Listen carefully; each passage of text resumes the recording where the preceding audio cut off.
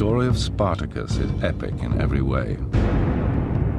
The gladiator who led a slave army to challenge the might of Rome. Even his admirers are larger than life. Karl Marx called him the most splendid fellow in ancient history. For Kirk Douglas, he was a slave dreaming of the death of slavery. The Spartacus legend has a powerful popular appeal, as cinema quickly spotted. It celebrates the courage of the individual struggling against overwhelming odds. Your lives are to be spared on the single condition that you identify the slave called Spartacus. Suddenly, every man got a new identity and a new name. I'm Spartacus! I'm Spartacus! But behind the myth was a real man. I'm Spartacus! I'm Spartacus! A slave-turned gladiator who almost changed history. How can we separate the man from the legend? Even for the experts, it can be difficult. I am Spartacus. I'm Spartacus. I am Spartacus. And I'm Spartacus. Mark Corby is an authority on Roman military history and a former professional soldier. His time in military intelligence means he has a particular interest in discovering how a simple gladiator could defeat the legions of Rome. What intrigues me about Spartacus is how this man of lowly origin managed to more than hold his own for nearly 2 years against the might of the greatest empire of the ancient world.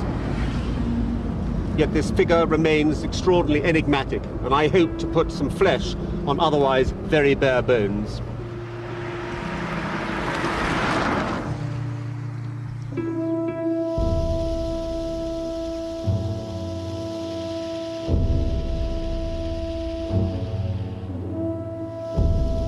Spartacus lived in the century before Christ.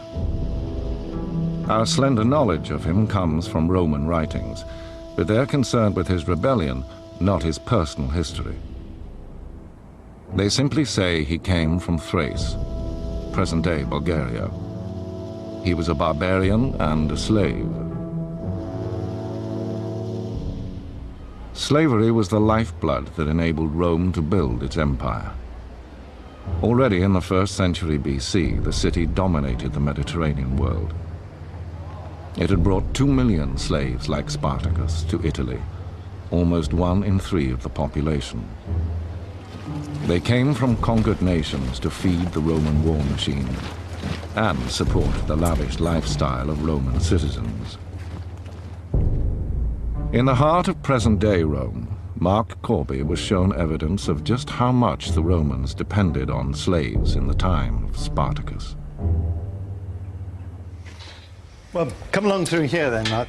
Behind this gate is one of the most extraordinary things in Rome, a wonderful survival, house of the 1st century BC. Right, yes. Now this is contemporary with Spartacus, is it not? It's not far off, about 70s BC, maybe a bit later. And it's supposed to be the house of a great Roman aristocrat, Aemilius Scaurus. And he's got one of the best positions in Rome. Do you see through the window out there? And this would be the grand entrance. Aemilius Scaurus was a wealthy merchant and builder of Rome's first amphitheatre. Yes, so absolutely at the top. But look down here, and you've got a complete contrast. This is how the other half lives.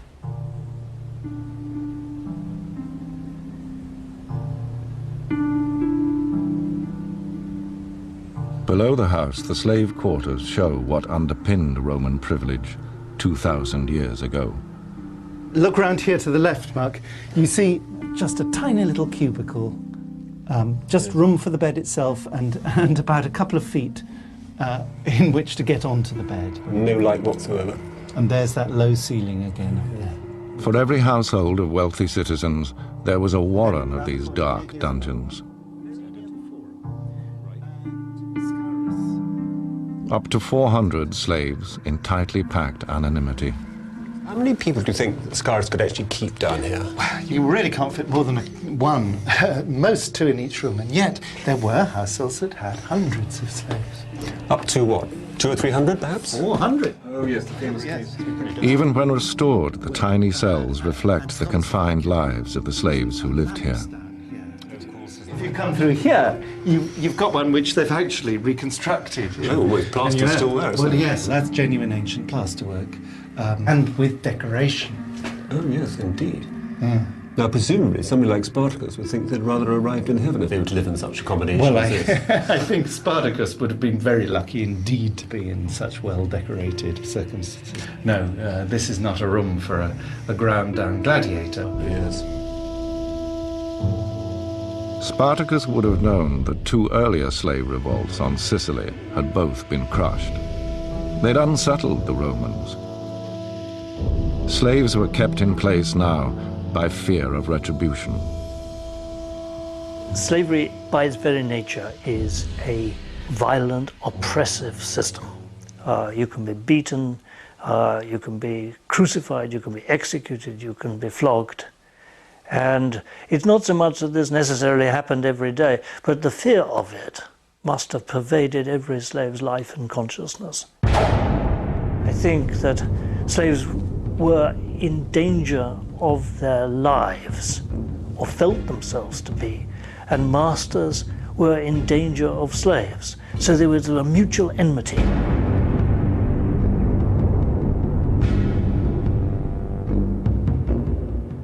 For the Romans, slaves were the enemy within, yet their lowly status made them almost invisible.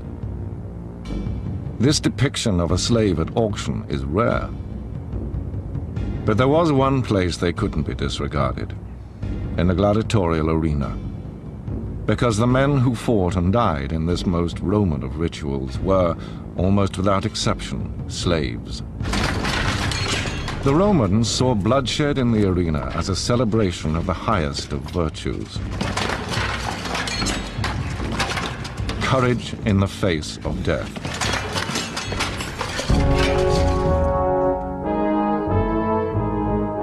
Its origins were lost in antiquity as a funeral rite to honor great men. But while they prized gladiatorial combat, the Romans despised gladiators. In law, they were treated as equivalent to criminals and prostitutes. The gladiator in the ancient world had a very curious status. He could be idolized by the Roman spectators in the arena. But he was also the lowest of the low. He was infamous. He had no citizen status. He was a criminal. He was lower than human. And his fighting in the arena was his punishment played out for the pleasure of the Roman audience.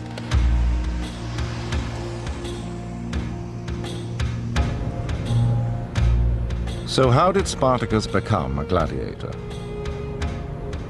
We're told he was renowned for strength and daring. In Thrace, he'd fought the Roman invaders so bravely that they'd employed him as a mercenary. Sold as a slave, he became perfect fodder for the arena.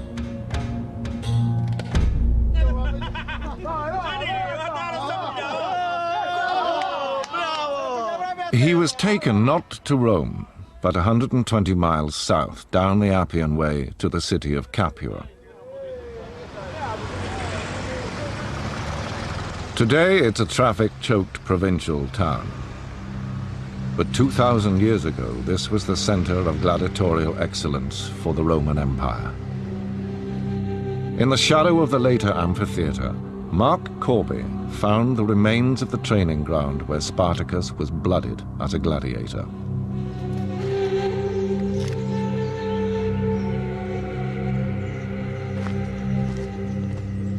Capua is the most important gladiatorial site in the Roman world. This was the absolute center of the sport, the Old Trafford of the sport by our standards. The audiences here would have been more perceptive than audiences anywhere else in Italy, and the combat was also matchless. This was a society that loved blood, and the killing was absolutely central to its culture. This was a way of demonstrating to the audience in that arena behind me, life and death, pathos, skill at arms, brutality, the whole works. What offense Spartacus committed to be made a slave, we don't know. We're simply told he was bought at auction by a shadowy figure called Lentulus Batiatus, a lanista, or trainer of gladiators here in Capua. For him, Spartacus would have been just another fighter from the fringes of the empire.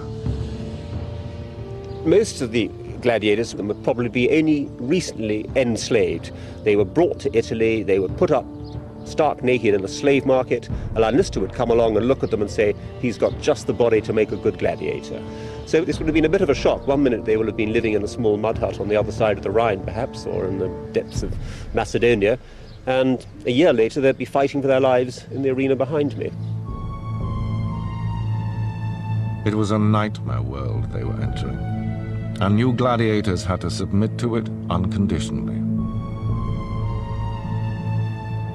Gladiators undertook an oath that they would do as they were told or run the risk of being beaten or branded or even killed. So it was an extraordinarily tough regime filled with threats, violence, and arbitrary acts of cruelty.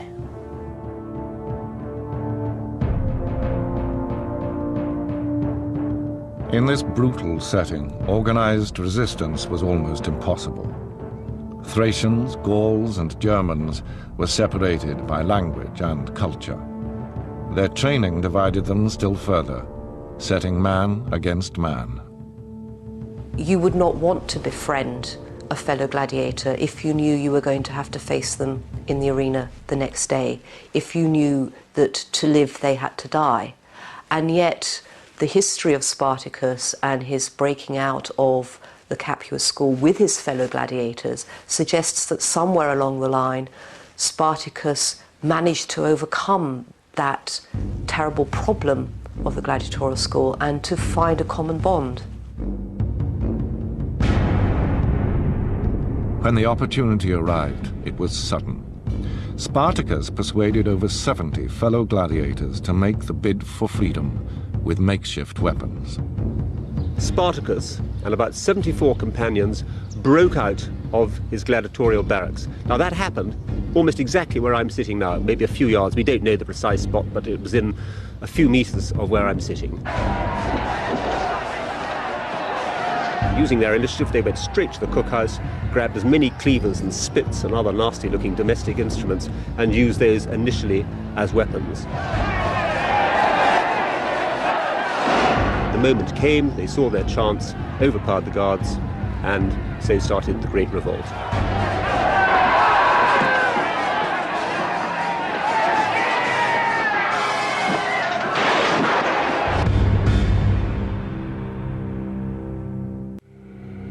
After breaking out from their training barracks in Capua, Spartacus and his gladiators took refuge on Mount Vesuvius. Below them was Pompeii, the soft underbelly of the Roman world, a city notorious for its self-indulgence.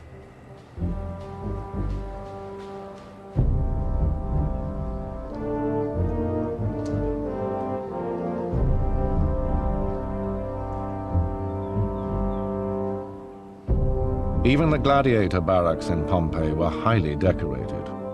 Its citizens were enthusiastic spectators of bloodshed in the arena.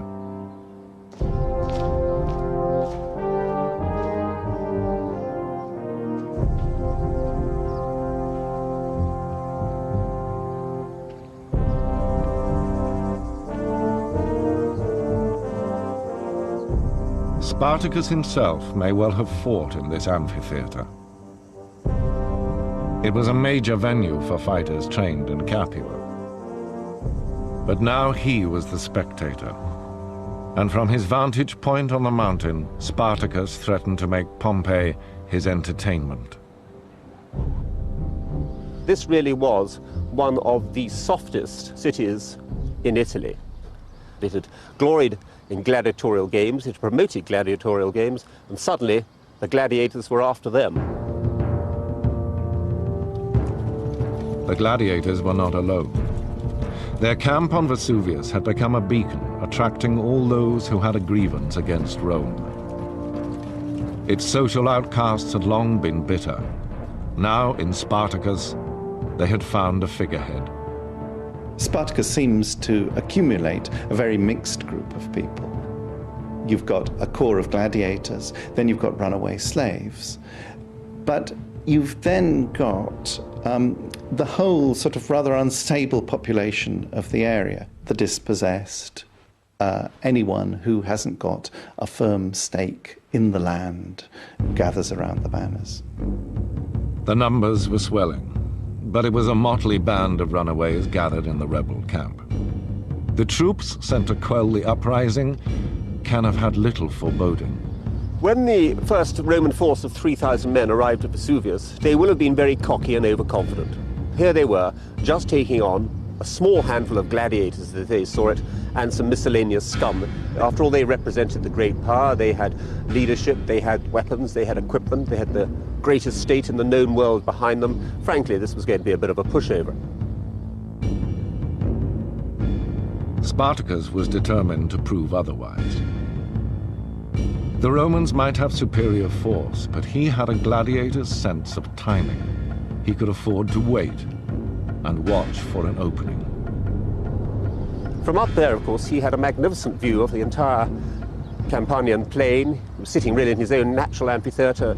He really was in a supreme position to see what was going to happen or judge his enemy's moves.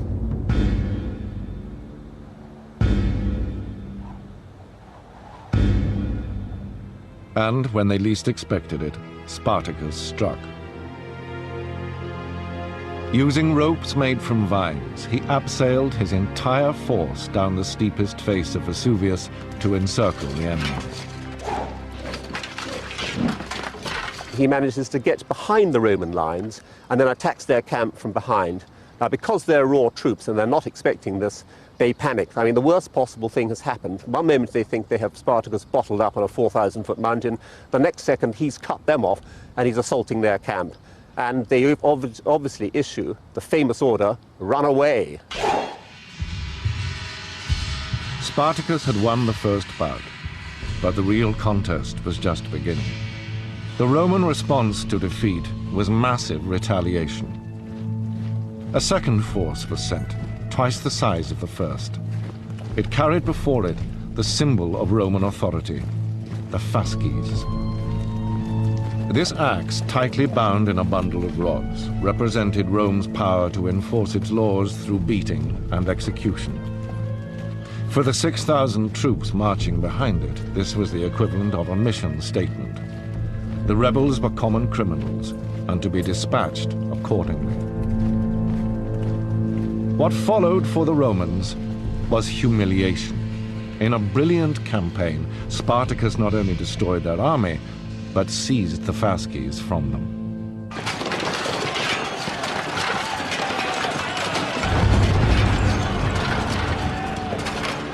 The power of Rome, or at least its symbol, was now in the hands of the slaves.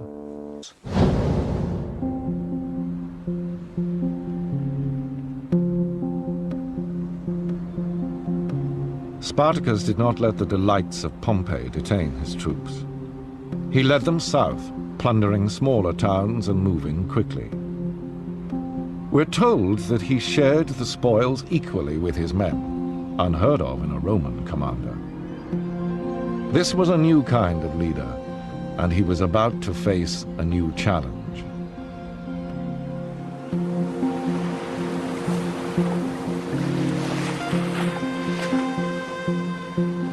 Here on the coast, in the old Greek colony of Metapontum, he established winter quarters. This is where he would turn slaves into soldiers.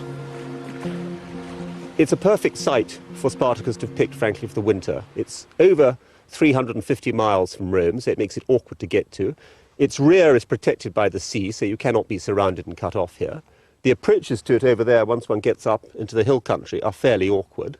It sits in an incredibly rich plain, just oozing with Weetabix and goodies that the Greeks have been irrigating for 500 years, so there's no problem with food supply. And he's got about 3 to 4 months to turn his polyglot multinational force into a credible fighting army.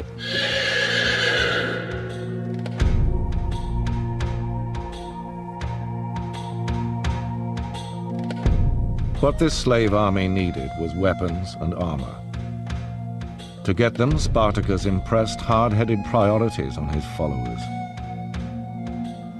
The sources tell us a very interesting story that a number of traders turn up to do deals with Spartacus's army to trade probably the booty that they have looted. But Spartacus forbids his soldiers to sell booty for gold or silver. He says, all I want is brass or iron, because brass and iron can be turned into weapons, because he's effectively setting up an arms industry here, smelting iron and turning it as fast as possible into whatever armor and equipment he can make, so that every man has a weapon.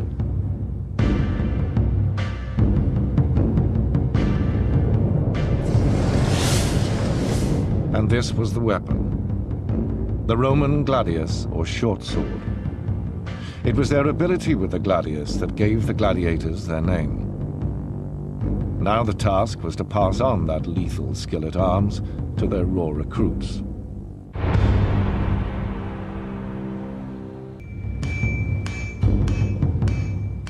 Spartacus could hammer the slaves into shape as soldiers, but he had a more daunting problem forging together their national identities. From the first breakout, he'd faced dissent from the Gauls, or Celts, and the Germans under their leader, Crixus. These preferred pillage and plunder to marching and fighting. They'd reached an uneasy pact, but Spartacus knew his authority was precarious. They had no ideology, they had no doctrine, no shared set of principles. So his leadership must always have been slightly tenuous. He's not a general in an institutionalized position. He's a leader who must retain leadership by force of personality, but the separate identity of the Celts Germans persists. So Spartacus determined to give his slave army an objective in which all could share. They would not wait for the Romans. They would march north, fight their way over the Alps, and go home to freedom. He could lead, but would they follow? The Germans, we are told, were full of insolent self-confidence. They agreed to his plan, but insisted they march separately. They didn't get far. On the slopes of Mount Garganus, the waiting Romans saw their chance. Falling on the German column, they slaughtered 20,000 of them, including their leader, Crixus.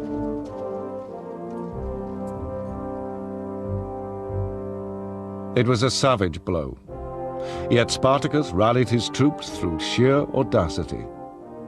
Crixus may have been troublesome in life, but in death he'd be given the same honors as a noble Roman. His spirit would be appeased with funeral games and the spilling of blood. Roman blood.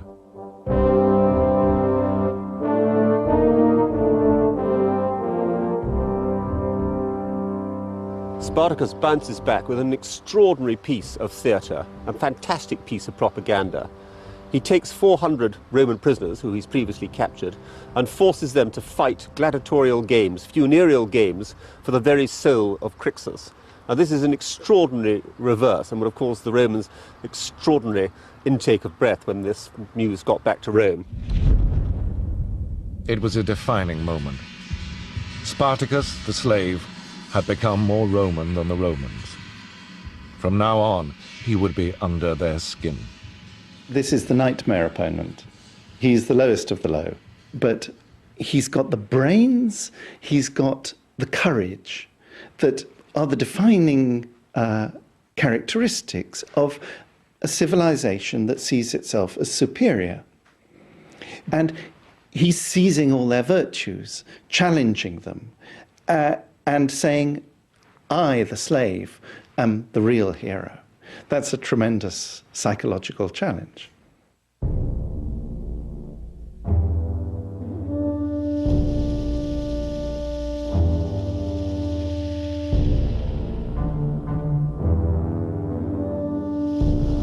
A slave in an army of slaves is a slave no longer. The rebels were in good order as they followed Spartacus, but ahead lay formidable opposition.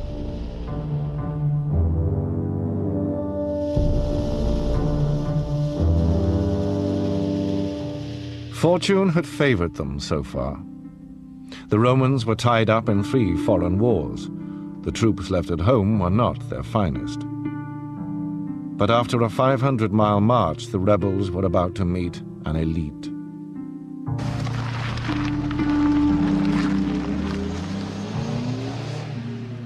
At Mutina, present-day Modena, they would face the battle-hardened army of the northern frontier, under its commander, Gaius Cassius.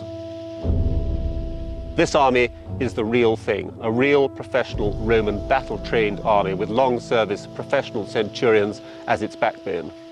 Both sides know this is absolutely crucial. This is the battle that really does count. For Spartacus, the stakes couldn't be higher. 2 full legions, 10,000 men, stood between his rebel army and the Alps. Beyond them lay freedom. This was the ultimate test of all their training with the gladius and of their resolve.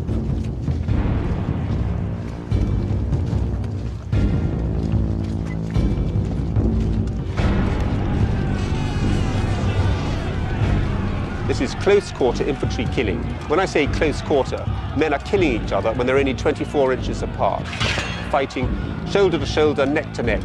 You can smell the other man's stench of breath. You can smell his cheap wine, the garlic. You can see his stubble on his chin as you ram your sword through the man's throat and rupture his jugular. You will be splashed in his blood. In a trial of blood, it was the army of the gladiators who triumphed. With single-minded tenacity, they hacked their way through the Roman lines. The army of Gaius Cassius was literally put to the sword.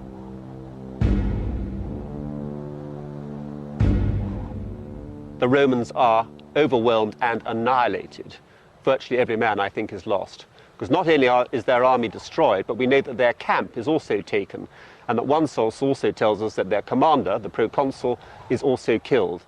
This is inexplicable. This is a first-class military victory.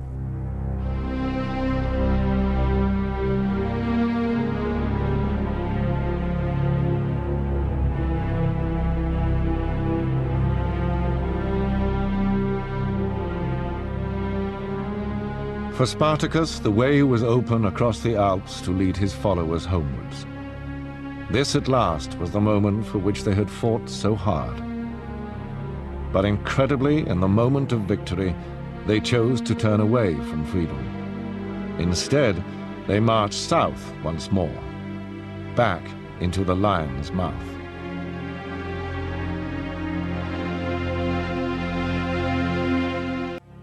Spartacus and his slave army had fought their way up the length of Italy to the Alps.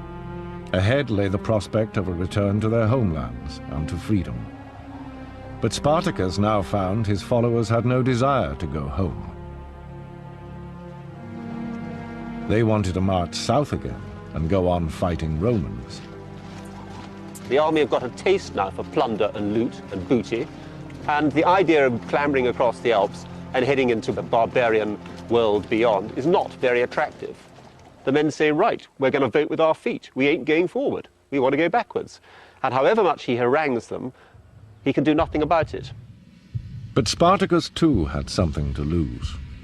He must have thought that he would go back to anonymity.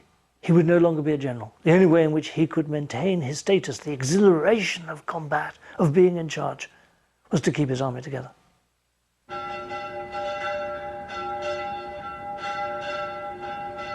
As Spartacus headed southwards, in Rome there was something close to panic. The slaves had to be planning to attack the capital. No one could be found to lead another army against Spartacus. Fighting slaves brought little honor, being defeated by them still less. One man finally took on the task. He had little experience in war, but was ambitious for high office. Marcus Licinius Crassus had a further distinction. He was the richest man in Rome.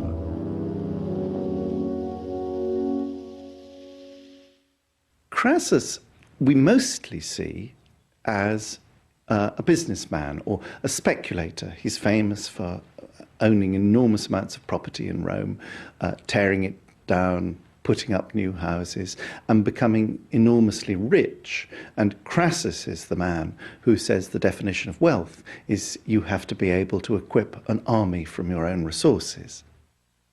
Crassus had gold in plenty, but in Roman politics one currency counted above all others: military victory. The slave army would serve his ends. This is a great opportunity to increase his prestige, his wealth, his gravitas, and everything else that a Roman aristocrat of his background would look to. It looks as if he may have actually paid for the recruiting of 6 legions himself, which is rather like somebody today paying for the recruitment of the Rhine army or something. It is absolutely enormous wealth. So this is Crassus's great chance. An opportunity for Crassus, a fresh throw of the dice for Spartacus. From this point, their fortunes were locked together. The gladiator against the general, the slave against the master, the poor against the rich. It's all neatly embodied in Spartacus and Crassus. Crassus was waiting for his adversary's next move. The defenses of the city were in place. The slave army would be broken on the walls of Rome itself.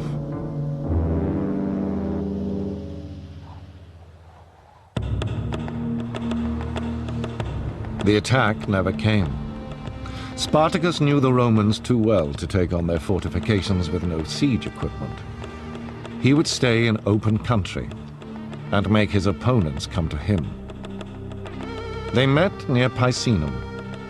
The new legions of Crassus performed badly and fled. Crassus may have bought himself an army, but it wasn't a good one. The Romans, frankly, run away. Even worse, they shed their equipment to run even faster. And Crassus now is faced with an appalling problem. He must get a grip soon, otherwise this army will go exactly the same way all the other Roman armies have gone. And to do this, he reverts to a very old and famous Roman punishment of decimation.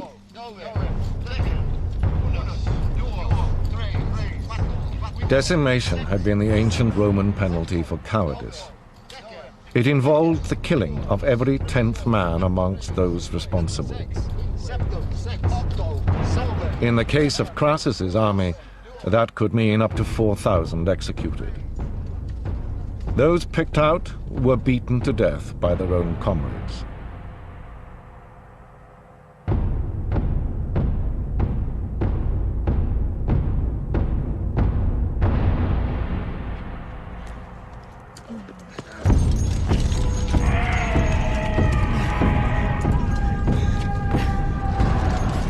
Decimation had not been practiced for generations, but now Crassus was staking his claim to the ancient Roman virtues. You have to make an example of men who run away. You have to get across to them that Crassus is more terrifying than Spartacus. And this is exactly what getting a grip is all about. The tide was turning. When the Romans next encountered the slave army, it was the rebels who came off worse. Day by day, the slaves now withdrew further south. But Spartacus was marching with a purpose. His objective was Sicily. The island was the main source of grain for Rome and had its own history of slave unrest. If Spartacus struck here, he could cut off the Romans' food supplies and create a rebel stronghold.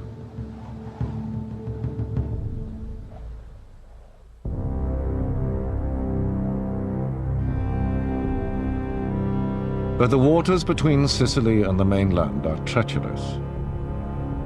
In mythology, they are home to the sea monsters, Scylla and Charybdis, testimony to the powerful currents found in the narrow straits. Spartacus had planned to ferry his troops across by striking a deal with pirates, but they betrayed him. Now, with the onset of winter, he and his army found themselves cornered. When Crassus hears that Spartacus is down here, which is the exact point where I am now, right opposite Sicily, he probably rubs his hands with joy, because it looks to him as if Spartacus has walked into an absolutely perfect made trap. He's walked down here, marched down here, into the toe of Italy, into what was then called Brutium, and all Crassus has to do, and I say all and underline it massively there, is trap him and lock him in there and wait for him to starve.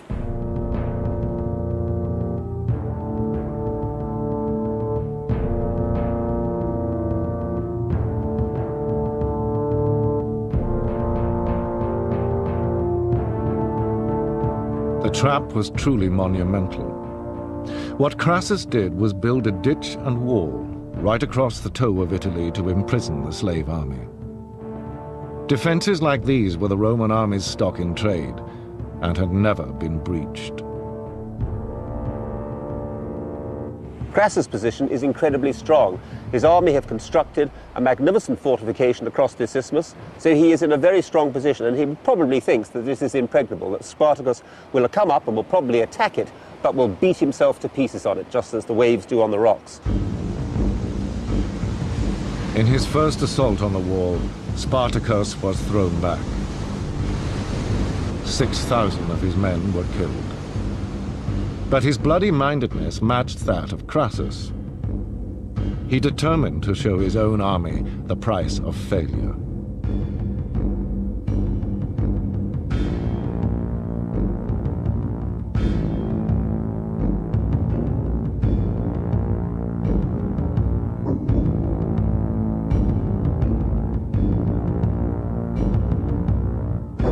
The Roman punishment for rebellious slaves was crucifixion. It was a slow, painful, and humiliating death. Now Spartacus took a Roman prisoner, and in full view of both armies, had him nailed to the cross.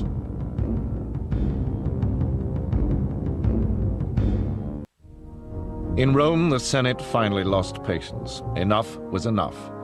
It was time to finish this slave revolt, to call back the armies from their wars of conquest abroad under their renowned generals Pompey and Lucullus. A new and dangerous endgame became apparent. For Spartacus, that he could be crushed where he sat. For Crassus, that his triumph might be snatched by his rivals. Spartacus decided to try a deal, to offer Crassus victory in exchange for the lives of his followers. Crassus wants all the glory of victory. Crassus wants to engage. So Spartacus tries to make a deal, tries to enter a plea, to bargain. But of course is refused, because how can a Roman make a bargain with a slave?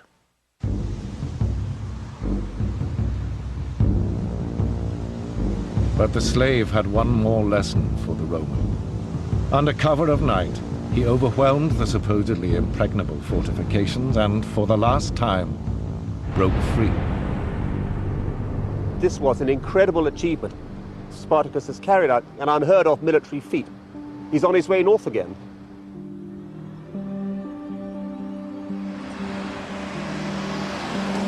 But at the point of his greatest triumph, Spartacus had run out of options. To his followers, he seemed invincible, a gladiator who had made the whole of Italy his arena. But even the largest arena offered only one choice: to fight or die. Hemmed in by 3 Roman armies, his fate was sealed. Once more, his troops clamored for Roman blood. Once more, it made them reckless. Once more, German slaves arrogantly demanded they fight separately and were promptly slaughtered by Crassus. 35,000 were killed. Spartacus was now outnumbered by the Romans. But his followers were undeterred. They demanded that he lead them into battle again. They'd had 9 straight victories over their Roman masters. They'd twice marched the length of Italy. The higher the odds, the more they wanted battle, and once more, Spartacus was captive to their wishes. This is a battle he has not sought, he does not want. But unfortunately, they are intoxicated by success. They feel they are supermen. This man, Spartacus, has led them to superhuman achievements, and they frankly overrule him. This is the valley of the river Silarus, site of the final resistance of the slaves. It was the battle that Crassus desperately needed to claim the triumph as his own. For Spartacus there were no illusions, but as he threw in his lot with his men, one final piece of theatre. Spartacus calls for his horse, and in front of his entire army kills it, saying to his army, if we win, I will have no need of this horse because we will have thousands of Roman horses. And if we lose, I will have no use of a horse anyway. In other words, publicly stating to his men that your fate is my fate.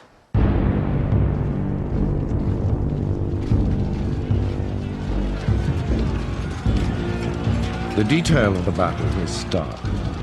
It was bitterly contested, with the slaves butchered in crowds. Spartacus stood his ground, even when his men fled. Struggling to get to Crassus, he killed 2 centurions outright, but was finally hacked down, still fighting. Here was one of the most outstanding commanders of the ancient world, a man who came from absolutely the very bottom and the lowest dregs of the gutter, rose up, built an army from scratch without any assistance virtually at all, and took on the world's finest army and held it at bay for 2 years. The Romans recovered the trophies taken by Spartacus in his 2-year struggle. 5 legionary eagles, 26 standards, each representing victory for him, humiliation for them. They recovered the fasces, and with it, the authority of Rome.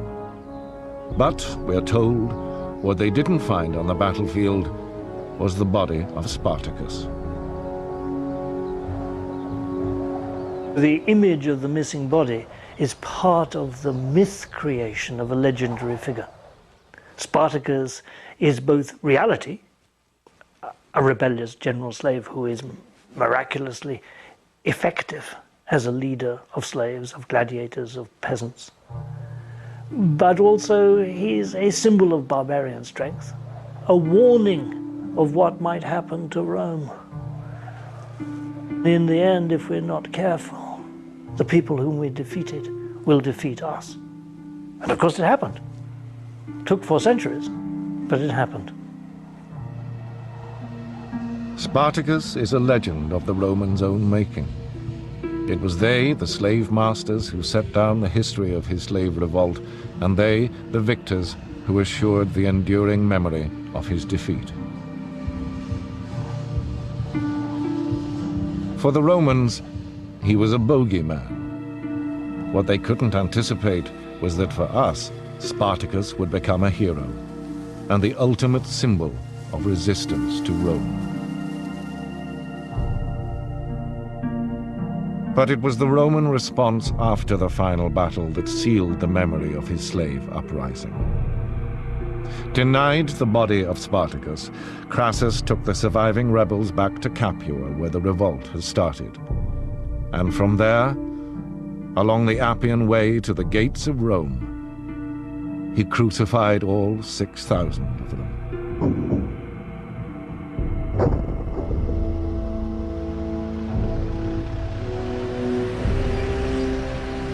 This was really the Roman equivalent of the M4 or the M1. Hundreds of people would be travelling up and down this road every day. And after all, not only were they going to see 6,000 bodies between here and the capital, they would see those 6,000 bodies for the next 3 months, because the bodies were not taken down and buried. They were just allowed to rot and finally disintegrated. This is, yes, the end of an extraordinary, but ultimately a story riddled with pathos and sadness at the end of the day.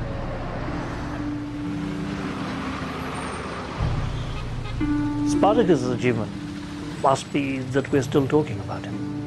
is part of the story of human hope, of human effort, of trying against all the odds to succeed. And he's an image that a brave man can put up a good fight in adverse circumstances.